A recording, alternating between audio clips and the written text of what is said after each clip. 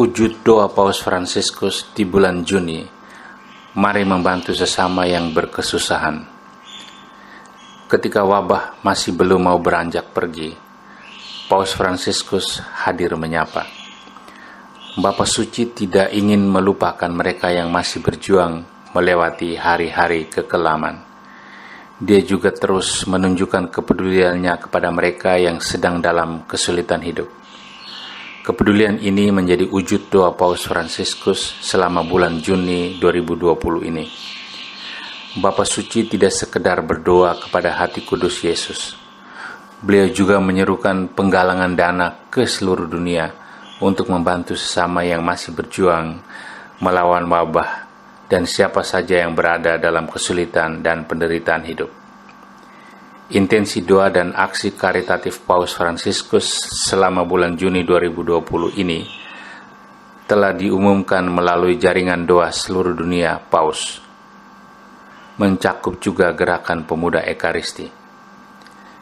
Jaringan ini telah merilis sebuah video, di mana di dalam video itu Paus Fransiskus mengundang kita semua untuk berdoa agar semua orang yang menderita dapat menemukan jalan hidup mereka dan membiarkan diri mereka disentuh oleh hati kudus Yesus. Menurut Fransiskus, dimanapun ada kesedihan, dimanapun ada penderitaan, dimanapun ada kesulitan hidup, hati kudus Yesus selalu hadir. Dia bahkan telah hadir sebelum derita dan rasa sakit melanda, agar tidak ada dari kita yang mengalaminya dalam kesendirian. Pesan ini mengingatkan kita akan adanya jalan yang terbuka untuk bisa membantu mereka yang membutuhkan. Inilah jalan yang menghubungkan kita dengan hati kudus Yesus dan tindakan-tindakannya. Ini juga jalan yang membawa kita menjadi pembawa belas kasih bagi dunia. Devosi kepada hati kudus Yesus telah melalui sejarah yang panjang, dan itu bermula dari devosi kepada lambung Yesus yang tertikam, sebagaimana dilukiskan dalam Injil Yohanes, dan yang ditafsirkan dalam mistisisme abad pertengahan sebagai luka yang memanifestasikan kedalaman kasih-Nya. Devosi ini kemudian dinyatakan Tuhan sendiri kepada Santa Margareta Maria Alacoque di abad ke-17, yang terus populer sampai abad ke-19, sebelum akhirnya devosi kepada kerahiman ilahi yang dinyatakan Yesus kepada Santa Faustina Kowalska di awal abad ke-20. Paus Pius ke-12 bahkan menulis sebuah ensiklik berjudul Haurietis Aquas tahun 1956 yang berbicara mengenai hati kudus Yesus. Sepanjang sejarah, devosi ini terekspresikan secara inkulturatif dalam berbagai bentuk dan terminologi. Meskipun demikian, maknanya tetap sama, yakni menjadi sarana bagi Bapa untuk mengungkapkan misteri kasih-Nya kepada kita secara sangat mendalam. Kasih Bapa yang tak berkesudahan itu menyatakan diri dalam hati putranya sendiri yang telah bangkit. Hati Kristus adalah pusat belas kasih Allah kepada kita. Demikian kata Paus Fransiskus. Tahun ini kita merayakan 100 tahun kanonisasi Santa Margareta Maria Alacoque.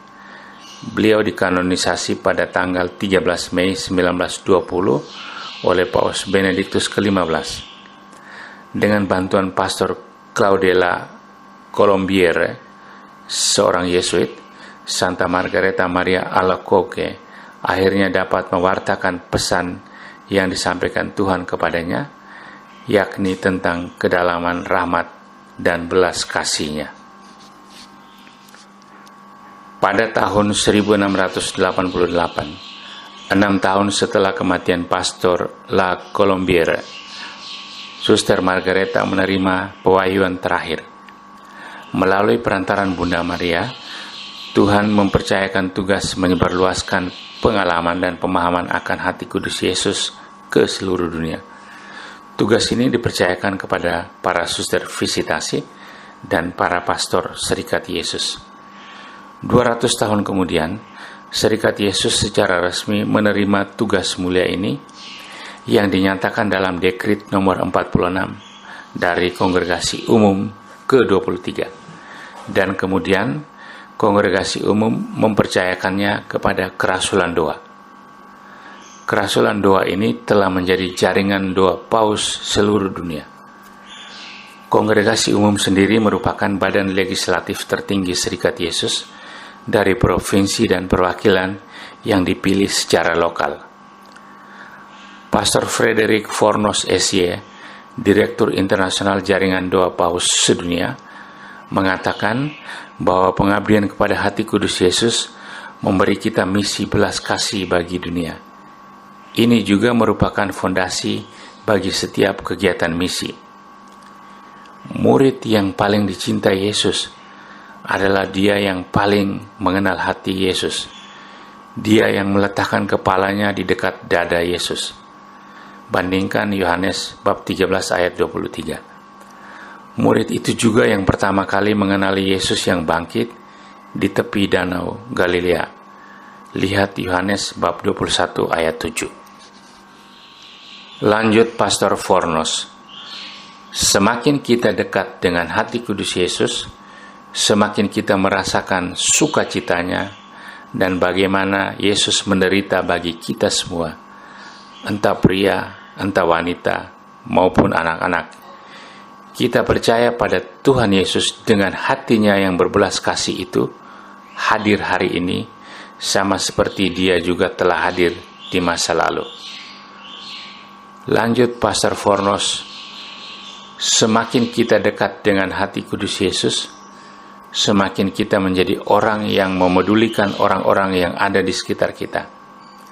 Kita juga akan semakin ingin mengambil bagian dalam karya Yesus di dunia ini, yakni untuk menjalankan misi belas kasih-Nya. Mari kita bersatu dengan wujud doa Paus Fransiskus ini, mendoakan dan menolong sesama kita yang sedang sakit, sedang dalam penderitaan, dan sedang dalam kesusahan hidup.